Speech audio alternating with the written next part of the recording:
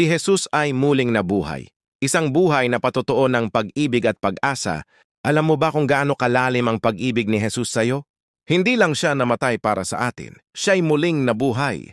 At dahil doon may pag-asa ka pa, may bagong simula. Ilang araw matapos ipako si Jesus sa krus, lahat ay nabalot ng takot, lungkot at kawalan ng pag-asa.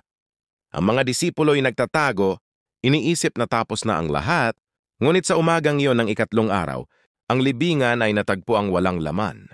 Mateo 28:6. Wala siya rito, sapagkat siya'y muling nabuhay. Gaya ng sinabi niya, marami pa ring hindi naniwala, tulad ni Tomas, gusto muna niyang makita bago maniwala. Ganyan din tayo minsan. Kailangan muna nating makakita ng himala bago tayo magtiwala.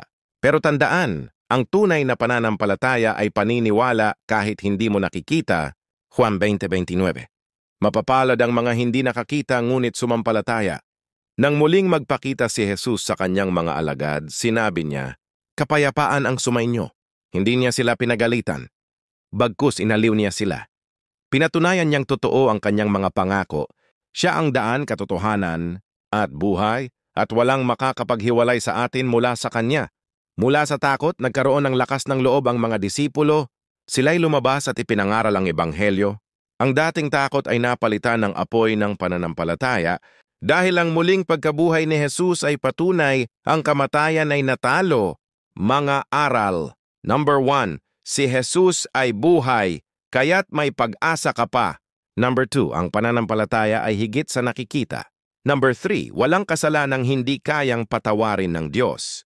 Number 4, ang krus ay hindi katapusan. Ito ay simula ng kaligtasan. Number 5, ang Diyos ay tapat sa kanyang mga pangako.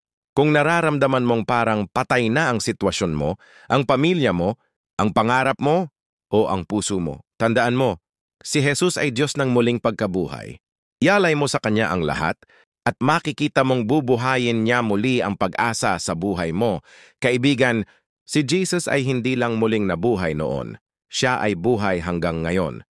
Tinatanggap mo ba siya bilang iyong Panginoon at tagapagligtas? Ngayon na ang panahon.